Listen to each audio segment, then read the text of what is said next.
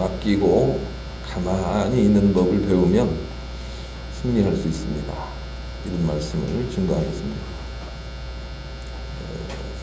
케네스 에겐 목사님은 무슨 일이 있어도 하나님께 맡기고 가만히 있습니다. 어떤 사람이 어떤 공격을 해도 변명하려고 하지 않습니다. 하나님께 맡기는 것이 훨씬 더 힘이 있다는 것을 알았습니다. 어느 친척 모임에 가서 억울하게 모함을 받아도 그냥 하나님께 맡기고 그냥 변명하지 않았습니다. 그런데 그런 일로 인하여 항상 더 많은 복을 받는 것을 알게 됐죠. 주님께 맡기고 있으면 그가 뭐 사과 한 박스 사가지고 와서 미안하다고 해서 그 이후로는 더 큰 그런 조음이 있든지 뭐 이런 일들을 너무 체험하니까 이 범사를 그냥 하나님께 맡기고 삽니다. 요동하지 않습니다. 그리고 일생 동안 그렇게 살아서 건강도 고치고 삶도 풀어내고 자녀들도 잘 되는 것을 여러 사람들에게 보인 인생을 살았습니다. 그러니까 하나님께 맡기고 가만히 있는 법을 배워야 되겠습니다. 사무엘상 12장 16절 너희는 이제 가만히 서서 여호와께서 너희 목전에서 행하시는 이 큰 일을 보라 그랬습니다. 가만히 서 있으라는 말씀이 성경에 굉장히 많아요. 하나님을 생각하고 가만히 있는 방법은 여간해서 우리가 할 수가 없습니다. 남들이 뭐라고 할 때 가만히 있기가 너무 어려운 것이죠. 가만히 있는 것은 굉장한 내공이 필요합니다. 많은 기도가 필요해요. 그러나 그냥 화내고 걱정하고 하는 일들은 힘이 필요하지 않죠. 그러나 보통 사람이 할 수 없는 하나님 의지하고 믿음의 연단을 받은 사람들은 가만히 있을 수가 있고, 가만히 있는다는 것은 엄청나게 하나님에게 기회를 드리는 것입니다. 하나님이 하십니다. 그래서 가만히 있는 법을 배우라 그렇게 가르쳐 주십니다. 바울은 이 비밀을 익히 알았던 사람이죠. 그래서 감옥에 들어가도 주님 생각하고 떠올리고 가만히 있습니다. 그냥 주님께 감사하면서 가만히 있습니다. 어떤 일의 원인과 결과를 생각하지 않습니다. 그냥 주님 생각하고 가만히 있습니다. 그랬더니 그 믿음을 통해서 천사가 나타나서 하나님이 돕습니다. 그런 사람을 돕기로 하나님께 작정하셨거든요. 어떤 사람들이 억울하게 자기에게 돌을 던져 자기가 죽었습니다. 죽었다는 표현이 맞습니다. 거의 사람들이 죽은 줄 알았거든요. 그런데 다음날 어떤 사람들이 돌을 던졌는지 또 어떤 연유가 그런 건지 따지지 않고 또 일어나서 그냥 복음을 증거하니까 사람들이 너무 놀라는 거예요. 그래서 결국 바울을 가리켜서 야, 저 사람은 신이다 그렇게 말하는 부분이 두 군데 나옵니다. 저 사람은 신이다. 그러면 사람들이 제사를 지내려고까지 합니다. 거기에는 놀라운 힘이 있다는 것을 벌써 바울은 알고 있습니다. 자기는 풍부에 처할 줄도 알고 곰핍에 처할 줄도 알고 인체의 비결을 배웠나니 내게 능력 주시는 자 안에서 내가 모든 것을 할 수 있다는 것을 바울은 이미 알고 있습니다. 그래서 하나님을 의지하고 가만히 있어서 승리한 사람이 바로 바울이라고 할 수가 있습니다. 우리가 가만히 있을 힘이 없으니 자꾸 문제가 어그러지는 것입니다. 한번 말씀드린 적이 있는데 보통 가정에서 부부싸움에 단초를 제공하는 사람은 여자 아내라 그럽니다. 아내는 어디 가서 무슨 일이 있으면 자꾸 입으로 그걸 풀어야 풀리기 때문에 먼저 말을 하는 거죠. 이렇게 시집에 갔다 올 때 아내가 보통 그렇게 말을 하죠. 어쩌면 시어머니 그럴 수가 있어. 그렇게 말을 한단 말입니다. 어쩌면 시어머니가 그럴 수 있어 이렇게 말을 하죠. 그런데 여자들이 이렇게 말을 하는 데는 시한이 있다는 거죠. 딱 5분 지나면 거의 안 한다 그럽니다. 5분 동안 뭐 그냥 받은 서름을 다 남편에게 쏟아 놓는 거예요. 어떻게 그럴 수가 있어요. 예. 자기는 손하나 까뜩하지 않으면서 그냥 막 이래라 저래라 그렇게만 한다고 막 쏟아 놓는 거죠. 그런데 5분이 딱 지나면 그냥 언제 그러냐는 듯이 그냥 깔깔대고 뭐 호호대고 뭐 이렇게 한다는 거예요. 여자는 그 5분 동안 풀어내면 풀린다는 거죠. 그런데 이 5분 어간을 남편이 참지를 못합니다. 5분이 얼마나 긴 줄 아세요? 참지를 못합니다. 못 참아서 그냥 당신만 그래. 세상에 있는 며느리 다 그래. 우리 집만 그래. 나무 집도 다 그래. 라고 이렇게 끼어드는 거죠. 이렇게 끼어들면 복잡해집니다. 남자는 한번 말이 나오면 막 옛날 것도 막 끄집어내거든요. 지난번에도 그래서, 그지난번에 그래서, 당신은 항상 그래, 막 이러면서 범사에 그래, 그냥. 그러고 보니까 그냥 어제도 그랬네, 라고 하면서 막 끄집어내서 남자는 한번 말을 시작하면 30분 말을 한다는 거예요. 그런데 이 남자도 말을 하는데 끝이 있다 그럽니다. 막 이거저거 끄집어다가 30분 동안 막 이렇게 할 때 그 여자가 또 30분을 잘 참으면 남자도 아무 일 없다는 듯이 또 이렇게 넘어간다 그럽니다. 그런데 우리는 참지를 못하는 거거든요. 우리는 하나님께 맡기고 가만히 있을 힘이 없습니다. 그래서 5분, 30분, 5분, 30분 내나 싸우다가 평생을 싸운다는 거잖아요. 평생을 싸우는 거예요. 참지를 못해서, 하나님께 맡기지를 못해서 우리가 그런 일들을 하고 있습니다. 미르바 던이라는 영성가가 이런 얘기를 했습니다. 한 소년이 꽃봉오리를 억지로 열려고 애쓰다가 꽃잎을 상하게 했습니다. 화가 난 아이는 엄마에게 물었습니다. 왜 내가 열려고 하면 꽃봉오리가 망가져 버리고 하나님이 여시면 아름답게 피는 것이에요? 그러자 엄마가 대답을 하였습니다. 그것은 말이야, 너는 그것을 밖에서 피우려 하는 것이고 하나님은 그것을 안에서부터 피우려 하시기 때문이란다. 세상 일은 어거지로 하지 말고 하나님의 순리에 맞게 해야 열리는 법이란다 하고 설명하는 그런 대목이 있습니다. 바울은 하나님께서 풀어야 진실로 풀린다는 이 법을 압니다. 깨닫게 됩니다. 그래서 어떤 일이 있어도 하나님을 생각함으로 참습니다. 어떤 일이 있어도 하나님께 맡기고 가만히 있는 법을 배웁니다. 그리고 그것이 길이라는 것을 우리에게 자꾸 얘기하고 있습니다. 빌립보 4장 12절 13절 나는 비천에 처할 줄도 알고 풍부에 처할 줄도 알아 모든 일 곧 배부름과 배고픔과 풍부와 궁핍에도 처할 줄 아는 일체의 비결을 배웠노라. 내게 능력 주시는 자 안에서 내가 모든 것을 할 수 있느니라. 우리가 이 방법을 배워야 됩니다. 하나님을 의지하고 가만히 있으면 하나님이 하십니다. 이 방법을 우리가 배워내야 우리가 바울처럼 승리할 수가 있습니다. 이런 얘기가 있어요. 어느 한 수도사가 있는데 아주 이렇게 마음이 깊은 사람이었죠. 그런데 어느 날 세상에 있는 한 사람이 와서 수도사에게 가만히 놔두세요. 놔두셔. 제가 헷갈려요. 가만히 놔두세요. 수도사에 와서 이렇게 말을 하는 거예요. 당신이 어쩌고 저쩌고 당신이 어쩌고 저쩌고 막 당신 때문에 어쩌고 막 이렇게 막 그렇게 하는 거예요. 그러니 수도가 가만히 있어요. 그래서 주변에 제자들이 안타까운 마음으로 그냥 보고 있지요. 그런데 그렇게 말하는 사람이 떠나갔어요. 그리고 제자들이 그 스승에 묻는 거죠. 어떻게 억울하게 그렇게 모함을 당하는데도 가만히 있습니까? 이렇게 묻습니다. 그때 이 수도사가 유명한 말을 합니다. 여러분 이거 꼭 마음속에 새기십시오. 우리가 해야 될 부분이거든요. 어떤 사람이 너에게 선물을 가지고 왔다고 생각을 해보자. 그런데 네가 그 선물을 안 받으면 그 선물은 어디로 가겠느냐 이렇게 묻습니다. 그러니까 제자가 대답하기를 그러면 선물 가지고 온 사람이 그냥 가지고 가는 거지요. 이렇게 대답을 합니다. 그와 이치가 똑같다. 저 사람이 나에게 여러 가지 억울함을 가지고 왔지만 내가 안 받으면 지가 가지고 가는 것이다.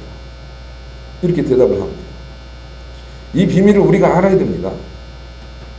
바울은 이 비밀을 알았어요. 예수님도 이 비밀을 알았어요. 하나님을 의지하고 내가 가만히 있으면 가지고 온 그 사람이 가져간다는 것을 알고 있는 거죠. 하나님의 심판 또한 그렇게 된다고 오늘 본문이 그걸 가르치는데요. 우리 최후의 심판도 그렇게 된다는 것입니다. 하나님 의지하고 가만히 있는 사람들은 하나님께서 다 갚아서 정산을 해 주시겠다 이렇게 말씀하세요. 그게 오늘 본문이에요. 6절 한번 읽읍시다. 읽습니다. 시작. 그가 준 그대로 그에게 주고 그의 행위대로 갑절을 갚아주고 그가 섞은 잔에도 갑절이나 섞어 그에게 주라. 천국에서 심판을 이렇게 하시겠다는 것입니다. 네가 억울함을 받았는데도 혹시 믿음으로 참았다면 다 그것이 정산되는 자리가 바로 천국입니다. 그래서 우리는 주님을 생각하면서 가만히 있는 법을 배워야 됩니다. 그것이 바로 우리의 다 복이 되기 때문입니다. 전에 있던 교회에 우리 원로 목사님이 계셨는데 김광식 목사님이라는 분이 계세요. 그런데 이분의 장점이 무엇이냐면 무슨 회의를 하든지 복잡해지면 기도 더 해보십시다 이렇게 하고 넘어가요. 우리 회의를 마쳐요. 네, 무슨 일 있으면 기도 좀 해봅시다 이렇게 하고 넘어가는데 일주일 지나면 대부분 문제가 풀어진다는 거예요. 우리가 이 방법을 배워야 돼요. 주님께 맡기고 가만히 있는 방법을 배워야 돼요. 어떤 사람이 무슨 계약을 하러 갔는데 자기 생각에는 아주 급한 생각이 하나 있었던 것 같아요. 그래서 계약에 어떤 불리한 조건을 상대가 얘기하는데 그 얘기를 유심히 듣지 못하고 자기의 급한 문제를 생각하고 있었는데 그런데 그 어간에 상대가 말하기를 알았어요 그럼 당신 뜻대로 합시다 하고 우리 계약이 되더라는 거예요. 우리가 주님을 생각함으로 기다리는 것이 엄청난 힘이 있다는 걸 알아야 돼요. 순간순간 분을 내고 화를 내는 것은 엄청난 힘을 잃어버리는 것이라는 걸 우리가 알아야 돼요. 하나님의 심판이 그와 같거든요. 하나님이 그렇게 정산하시는 분이시기 때문에 우리가 잘 맡겨야 되겠습니다. 그래서 다윗은 시편 91편에서 하나님은 나의 피난처시고 내가 의뢰할 분이시다 라는 고백을 합니다. 이 고백을 여러분이 자꾸 해야 됩니다. 나는 시편 91편에 대해서 이렇게 여러분에게 천거를 합니다. 시편 91편을 암송하는 사람 중에 가난한 사람이 없다 이렇게 천거를 합니다. 시편 91편을 암송하세요. 시편 91편은 진실로 우리가 하나님을 의뢰하고 하나님께 피하는 자가 어떻게 도움을 받는지 어떻게 축복을 받는지 거기에 다 풀어놨습니다. 시편 91편 암송하세요. 여러분이 권면을 드립니다. 나중에 암송대회 할 때 시편 91편은 빼놓지 마세요. 다윗은 이 비밀을 안 거예요. 하나님께 의뢰하고 내어 맡기면 하나님이 하시는 일들이 너무나 위대하다는 것을 알고 있습니다. 그래서 하나님께 내어 맡기고 가만히 있습니다. 가만히 있다는 것, 이것은 엄청난 내공이 필요한 일이라는 것을 우리가 알아야 됩니다. 그것을 우리가 할 수 있어야 됩니다. 그런 마음을 가지고 복음성가 249장을 같이 부르겠습니다. 시편 46편은 심지어 이렇게까지 설명을 하고 있습니다. 내가 산이 흔들려 바다에 던지우든지 혹은 바다가 흉흉하여 산을 덮든지 그래도 나는 여호와를 의지하고 두려워하지 아니하리로다. 이렇게 고백을 하고 있는 끝에 이 부분이 있습니다. 왜냐하면 하나님은 나의 피난처가 되기 때문입니다. 다윗이 위대합니다. 다윗은 그냥 하나님 붙들고 복받으려 믿은 사람이 아닙니다. 하나님 의지하고 마음을 지키고 흔들리지 않고 그렇게 살았던 사람입니다. 이런 사람에게 하나님이 참복을 주시고 천국을 약속하셨다는 걸 우리가 알고 하나님께 맡기고 가만히 있는 법을 배워야 됩니다. 그래야 우리가 승리할 수 있습니다.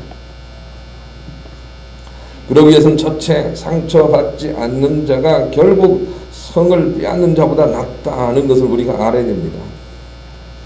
잠언 16장 32절 노하기를 더디하는 자는 용사보다 낫고 자기의 마음을 다스리는 자는 성을 빼앗는 자보다 나으니라. 왜냐하면 결국 주님께 맡기고 가만히 있는 사람이 모든 것을 얻게 되기 때문이죠. 오늘 본문 말씀과 똑같습니다. 하나님 바꿔주시기 때문이죠.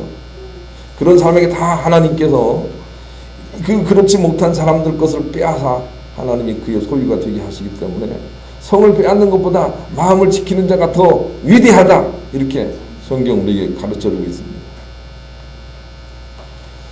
그 면접 시험에 대한 실험이 있었는데 한번 여러분도 깊이 한번 묵상해 보시기 바랍니다.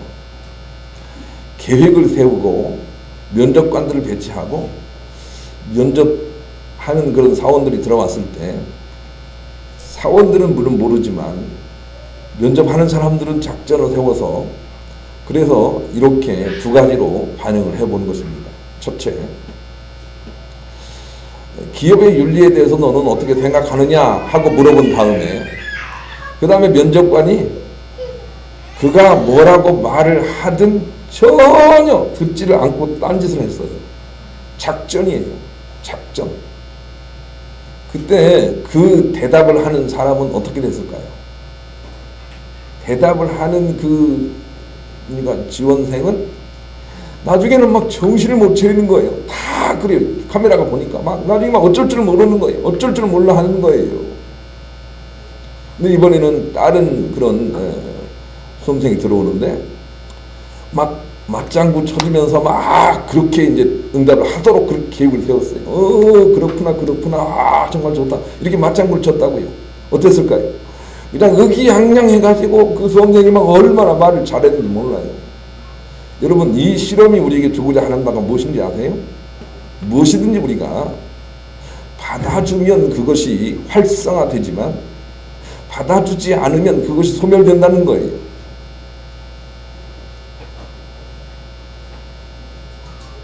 어떤 문제가 생겨도 하나님께 맡기고 우리가 그걸 받지 않으면 그것이 소멸된다는 거예요. 그것을 자꾸 받고 맞장구 쳐주고 그래 내가 죽게 생겼구나, 우리 가정은 안 되겠구나, 이렇게 맞장구 쳐주니까 그것이 활성화된다는 거예요. 그런데 하나님은 우리가 하나님께 내어 맡기고 문제에 대해서 맞장구 치지 않기를 원하세요. 그 방법과 그 길로 우리를 인도하신다고요. 우리가 그것을 배워내야 돼요. 그래야 승리할 수 있다. 그렇게 가르쳐 주세요. 마르틴 베를레라는 사람이 이런 말을 했습니다. 세상은 알고 보면 거대한 종합병동과 같은 곳입니다. 아프지 않은 사람이 없고 병들지 않은 사람이 없고 치우치지 않은 사람이 없습니다. 그래서 별의별 일들을 다 만나게 될 것입니다. 그러니 상처받지 마십시오. 세상은 어차피 병원 같은 곳이니까요. 이렇게 얘기를 했네요. 이 마음이 예수님께 있습니다. 예수님은 어차피 이 세상에 와서 나는 상처받는 표정, 비방받는 표적이 되어야 되겠다 하고 이 세상에 오셨어요. 그래서 누가 어떤 말을 해도 이 사람들에게 마음을 두지 않았습니다. 그들에게 소망을 갖지 않았습니다. 어차피 세상 사람들은 자기 옳은 대로 다 말할 것이라는 걸 알았던 것이죠. 그리고 예수님은 그 모든 말들을, 그런 상처 있는 모든 말들을 다 짊어지시고 십자가 위에 오르셨습니다. 우리에게 필요한 자세 중에 하나가 그것입니다. 세상은 다 우리에게 상처를 줄 것이라는 각오를 하는 것입니다. 가족들도 나에게 상처를 줄 것이라는 그런 생각을 하는 것입니다. 누가 나를 위로해 줄 것이라고 생각을 하지 않는 것입니다. 이런 자세는 우리가 상처를 이기는 일에 굉장히 좋은 자세입니다. 요한복음 15장 18절로 19절 세상이 너희를 미워하면 너희보다 먼저 나를 미워한 줄을 알라. 너희가 세상에 속하였으면 세상이 자기의 것을 사랑할 것이나 너희는 세상에 속한 자가 아니요 도리어 내가 너희를 세상에서 택하였기 때문에 세상이 너희를 미워하느니라. 세상이 그렇게 말할 줄을 우리가 알아야 되는 게 중요합니다. 세상 사람들은 그렇게 말하지 자기 중심적으로 말하지 그럴 줄 아는 게 우리가 상처를 덜 받는 좋은 방법입니다. 예수님이 그걸 가르쳐 주세요. 로마서 12장 19절로 20절 내 사랑하는 자들아 너희가 친히 원수를 갚지 말고 하나님의 진노하심에 맡기라. 기록되었으되 원수 갚는 것이 내게 있으니 내가 갚으리라고 주께서 말씀하십니다. 네 원수가 둘이거든 먹이고 목마르거든 마시게 하라. 그리함으로 네가 숯불을 그 머리에 쌓아 놓으리라. 이렇게 말씀하셨어요. 하나님께 맡기는 것이 훨씬 더 강한 보응이 된다는 것입니다. 그리고 나에게 그것이 복이 된다는 것이죠. 그런 의미의 말씀이에요. 최후의 심판에 대해서 6절 본문을 다시 한번 읽겠습니다. 하나님 그렇게 말씀하세요. 내가 그렇게 바꿔줄 것이다. 할 것이다. 6절 읽습니다. 시작. 그가 준 그대로 그에게 주고 그의 행위대로 갑절을 갚아주고 그가 섞은 잔에도 갑절이나 섞어 그에게 주라 그랬습니다. 여기 잔이 나오지 않습니까? 이 잔은 혼잡된 복음인데 어떤 사람이 복음을 혼잡시켜서 하더라도 주님께 맡기는 부분이 상당히 옳습니다. 십자군 운동을 일으켜서 그들을 어떻게 멸하려고 할 필요 없습니다. 주님께서 다 갚으시기 때문이죠.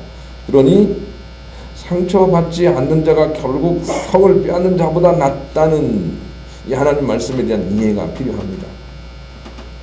상처받는 것이 그렇게 좋은 일이 아니라는 거죠. 두 번째, 나에게 상처를 주는 사람들은 알고 보면 다 나의 도우미들이라는 거죠. 제가 지금도 기억하는 게 하나 있는데 우리 준영이가 아마 모르겠어요. 초등학교 4, 5학년 됐을 땐가 모르겠어요. 맨 처음으로 그 슈퍼마리오라는 그 게임기를 하나 사온 그런 기억이 있어요. 슈퍼마리오 아시잖아요. 예. 슈퍼마리오. 예. 그런데 그걸 가지고 하는데 그게 이렇게 전진해 가다가 무슨 앞에 방해물이 나타나면 방해물을 어떻게 극복하면 뭐가 뜨죠? 동전이 뜨더라고요. 동전이 뾰로롱 뾰로롱 하면서 동전이 막 뜨는 거예요. 방해물이 있어도 그것을 극복하면 자꾸 돈이 생겨요. 슈퍼마리오 안 해본 것처럼 그렇게 시침대지 마세요. 다 하신 거 알아요. 예. 지금도 그런 게 있잖아요. 방해가 있어도 극복하면 자꾸 동전이 생기는 것처럼 우리에게 원수날지 아니면 나에게 상처를 주는 사람들이 없다고 가정을 하면 안 됩니다. 있는 것입니다. 있기 하나님 만드셨습니다. 그런데 우리가 그것을 가만히 있음으로 주께 맡김으로 그렇게 잘 감당할 때마다 하나님께서 하늘에 우리 상급이 되게 하신다니까요. 자꾸 바꿔주신다니까요. 선물을 주신다니까요. 우리의 뭡니까 내공이 강해져 가게 주님께서 그렇게 역사를 하시고 바꿔주신다고요. 그것을 안다면 우리가 나에게 상처를 준 사람들은 알고 보면 다 나의 도움이 되리라는 걸 알아야 되겠어요. 우리가 천국에 가서 하나님께서 바꿔주시는데 네가 거짓 부렁으로 번 돈을 다 내게 주겠다는 거예요. 오늘 본문이 그렇지 않습니까? 네가 악으로 번 돈을 너에게 주겠다는 거예요. 그러니까 얼마나 고마운 일이에요. 제 생각대로 됐으면 좋겠어요. 우리 저 삼성 그 많은 돈들이 어디로 갈지 궁금하기도 해요. 우리가 그 사람들을 부러워할 필요도 없는 이유 중에 하나가 그런 거 아니겠어요?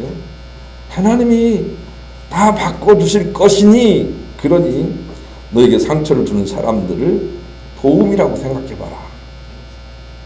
그러면 네가 상처를 덜 받게 될 것이다. 이렇게 우리가 이해할 수 있습니다. 마태복음 18장 7절 10절입니다. 실족하게 하는 일들이 있음으로 말미암아 세상에 화가 있도다. 실족하게 하는 일이 없을 수는 없으나 실족하게 하는 그 사람에게는 화가 있도다. 삼가 이 작은 자 중에 하나도 없진 여기지 말라. 너희에게 말하노니 그들의 천사들이 하늘에 계신 내 아버지 얼굴을 항상 비옵느니라. 다른 얘기를 차치하고 여러분과 어떤 사람이든 다 정산하고 기록하고 다 심판하는 그런 천사들이 있다는 걸 여러분 기억을 해야 돼요. 여러분의 천사들이 있어요. 다 알아서 하나님 앞에도 정산하는 사람이 있다고요. 그러니 주님께 맡기고 가만히 있는 법을 알아 저기에 유익이 되도록 저기에 플러스가 되도록 그런 삶을 우리가 살아야 돼요.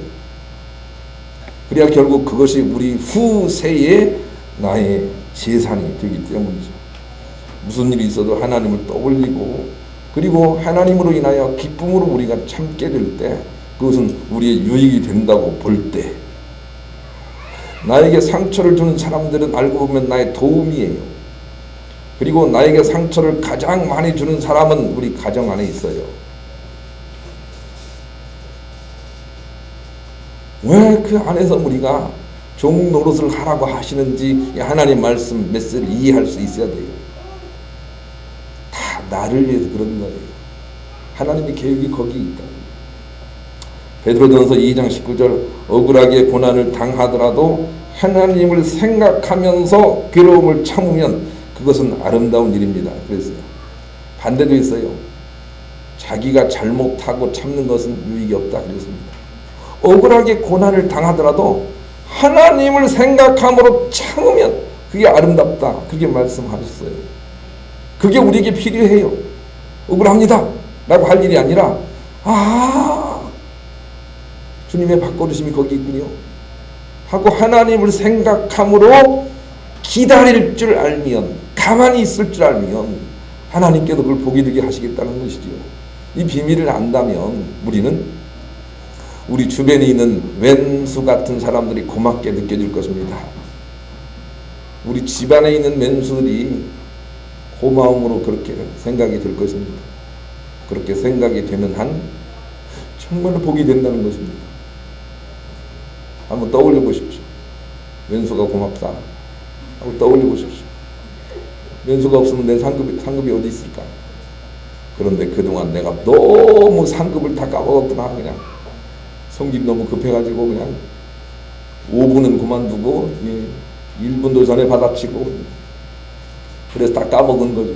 그것을 회개하고 주님께 맡기고 가만히 있는 법을 배우면 진실로 좋은 날이 온다 라고 하는 것을 우리가 깨달았으면 좋겠습니다.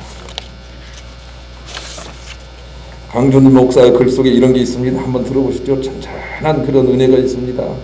물처럼 하나님의 은혜는 항상 낮은 곳을 채웁니다. 자연은 우리에게 천국의 원리를 가르쳐 줍니다. 물은 가장 낮은 곳을 먼저 채우고 가장 낮은 데 있는 바다를 향해 나아갑니다. 바다는 가장 낮은 곳에서 모든 시내와 강의 물을 받아 채웁니다. 그래서 중국 현인의 말처럼 바다가 모든 시내와 강의 왕이 되는 것입니다. 진정한 왕은 낮은 곳에 임합니다. 낮은 곳에서 모든 것을 품고 모든 것을 살리고 모든 것을 키우고 모든 것을 변화시킵니다. 바다에서는 고래가 삽니다. 고래는 작은 우물에서는 살 수 없습니다. 큰 바다는 큰 고래를 살리고 키웁니다. 예수님의 마음은 큰 바다 같아서 모든 사람을 품고 그 인물로 키우기를 원하십니다. 바다의 영광은 낮은 곳에서 모든 것을 품어 살리는 데 있습니다. 예수님은 낮은 곳에서 죄인을 풀어 살리십니다. 죄인을 의인으로 변화시켜 줍니다. 예수님은 스스로 낮추심으로 하나님의 영광을 크게 드러내셨습니다. 하나님은 겸손한 사람을 찾으십니다. 오직 하나님만을 의지하고 하나님께 영광을 돌릴 수 있는 큰 믿음의 소유자를 찾으십니다. 그렇지만 겸손한 성품은 우리가 쉽게 형성할 수 있는 성품이 아닙니다. 날마다 바꿔야 할 성품입니다. 일평생 씨름해야 할 성품입니다. 그렇습니다.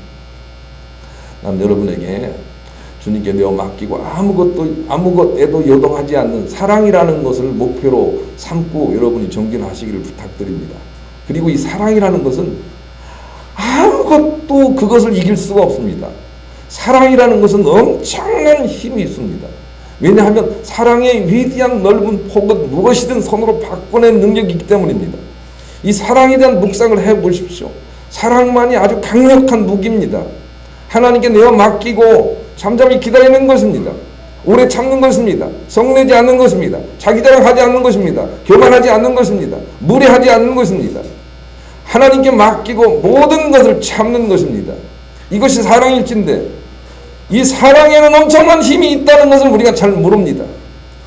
그리고 열심히 운동해도 주먹을 갈고 닦습니다. 한 방 때리려고. 그것이 지는 길인 것을 알지 못합니다. 열심히 공부를 해서 말에 가시가 있게 만듭니다. 그것이 이긴다고 생각을 합니다. 그러나 하나님은 그 모든 일들을 정산하시겠다는 것입니다. 그 이김이 아니라는 것입니다. 네가 한 대로 다 갚아주겠다는 것입니다. 나는 이것을 어떤 사람들이 이렇게 해석을 하던데 이렇게 해석해서라도 우리가 회개한다면 좋겠어요. 이 세상에서 이거 잘하는 사람들 저 땅에 가니까 막 다 발라준대요. 다 발라줘. 그냥 하루 종일 그것만 비교한대요. 그렇게 설명하는 사람도 있던데 내용은 내나 같습니다.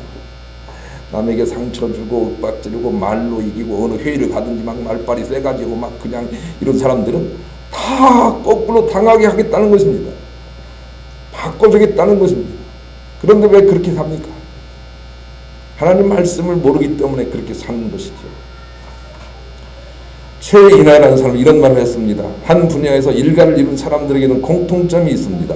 위기와 찬스에 일희일비하지 않는 것입니다. 세평에 흔들리지 않고 항심을 유지하는 것입니다. 사이클이 올라갈 때나 내려갈 때나 일정한 마음을 지켜내는 것입니다.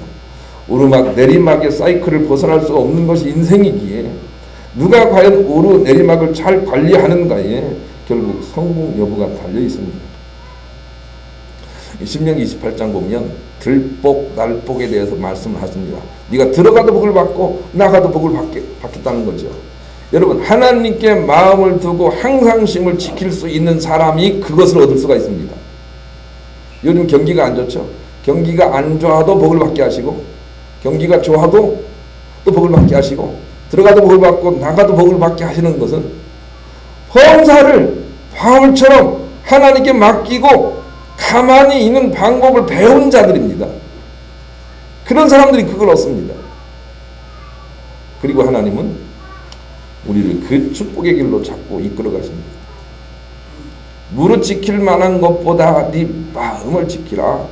생명의 근원이 이에서 납니다 하고 이 마음 지킴을 하나님께서 우리에게 부탁을 하고 있습니다. 그냥 참으면 병이 되나 소망으로 참으면 복이 됩니다. 그냥 참지 마세요. 그냥 참으면 병이 됩니다. 근데 소망으로 참으면, 정산을 생각하면서 주님을 생각하며 참으면 그것이 진실로 복이 된다 이렇게 가르쳐 주십니다.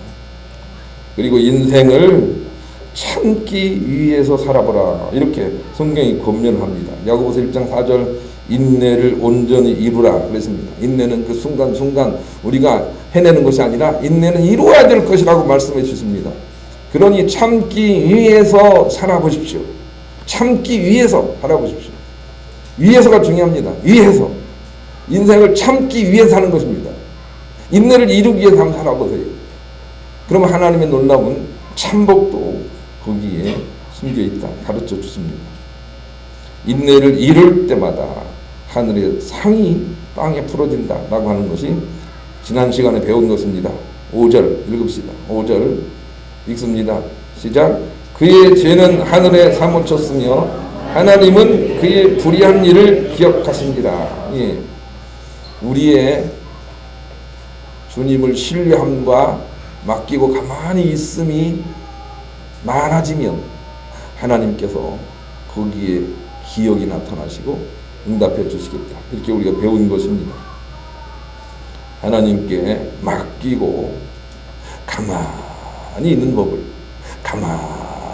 법을 잘 실천하셔서 범사에 악을 선으로 바꿔서 하나님의 참복을 쌓아가시는 여러분 모두가 되시기를 우리 주님의 이름으로 간절히 축원합니다.